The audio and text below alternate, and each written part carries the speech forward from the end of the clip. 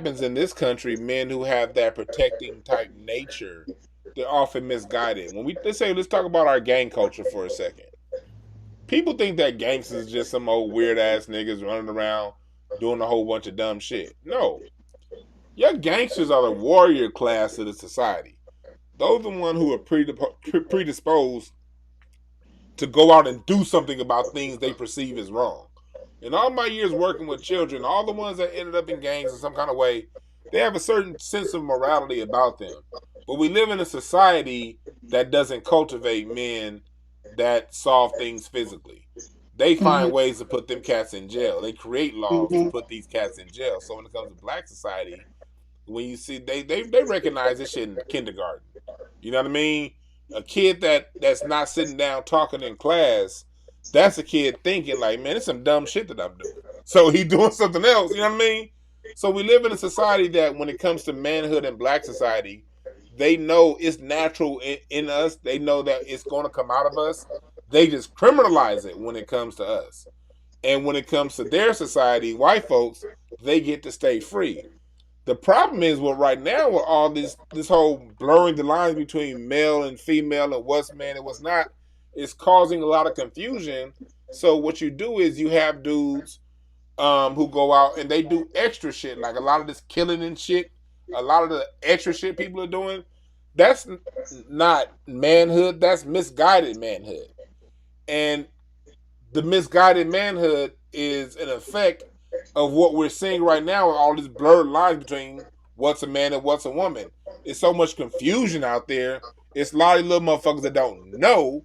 So when the malehood, their male nature comes out, it comes out in a way that is toxic. But it's not manhood that's toxic. It's the way they're using their manhood that's toxic. It's the aggression. It's overly aggressive because they don't know how to be a man. You know what I mean?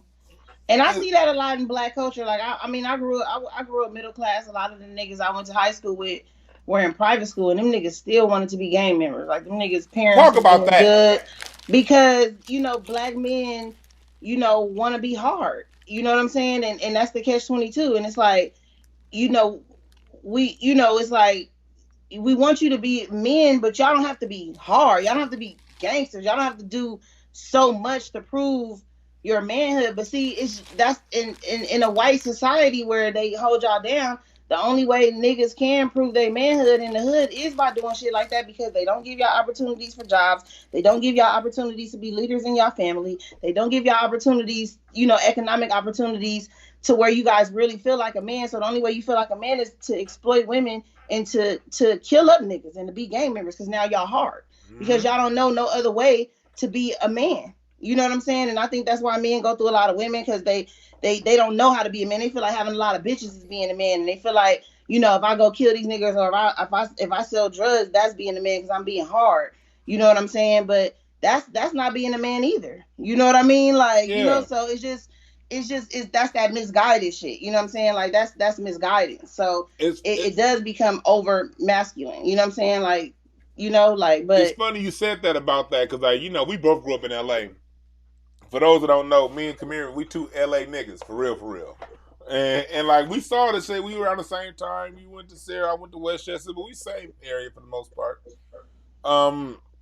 We saw that in the 90s, and that was a different kind of, that was a result of a different kind of market media manipulation. Now the manipulation is just flat out, don't be a man, manhood is bad, be whatever. In the 90s, the manipulation was the proper way to be a man was to be a gangster.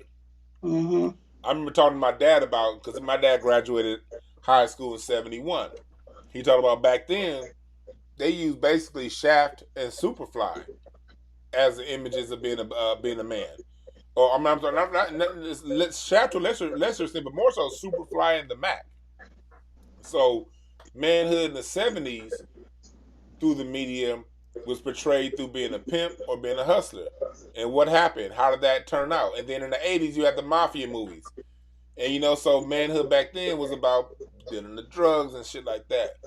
But it all came from black men trying to protect us. It ended up being some gang shit, but at first they was protecting the neighborhoods, because then white people would come over and do fucked up shit to us, the KKK, to everything. So niggas patrolled the blocks. Niggas had shotguns to make sure the kids was getting home from school, because it was like they used black people as target practice in the 60s and the 50s when racial shit was going on. Then when they put drugs into the communities, now you got them same niggas that was protecting the communities from lynchers and shit like that. Now they done got some dope in their hand and they making so much money. Now they against each other on different blocks. It turned into, you know what I'm saying? Like, that's how the gangs, but the first gangs, like the Black Panthers and all the people, they was protecting us. They was protecting, watching women walk home, and making sure we don't get raped, making sure our kids make it to school, making sure shit like that happen. And then when crack hit the community, because they did that shit on purpose. When crack hit the community, them same niggas that had them hoods and that was protecting their neighborhoods turned into,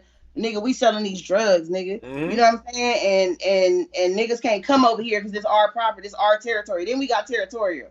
We wasn't, a unit no more. You know Right what I'm about saying? that. Because the black family was powerful back in the day. Hell You yeah, know it's what I'm saying? powerful. We was powerful as fuck. But Powerful when as fuck. crack hit the community, and that all that shit came from the Vietnam War. When crack hit the community, and that's what the Vietnam War was about.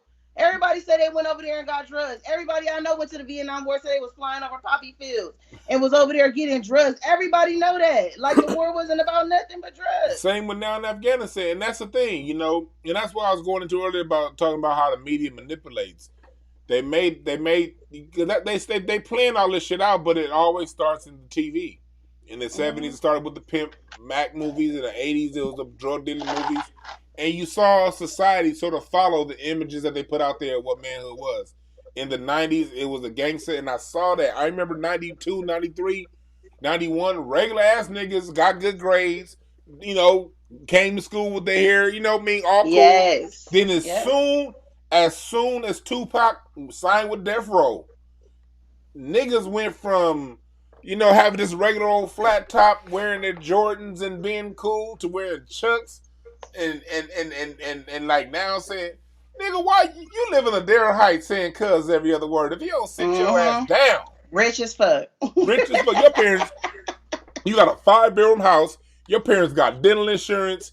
I mean, like, look, don't know real gangster I know parents got life insurance on their ass. Right. Nigga, right. Your parents got life insurance on you. What the fuck you doing banging? Nigga, these niggas got garages. Nigga, you don't bang when you got a garage, nigga. like for real.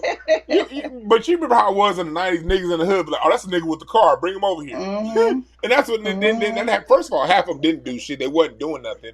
And for the few that did try to go around, niggas was just use them for what they got, and then rob them when they done with them.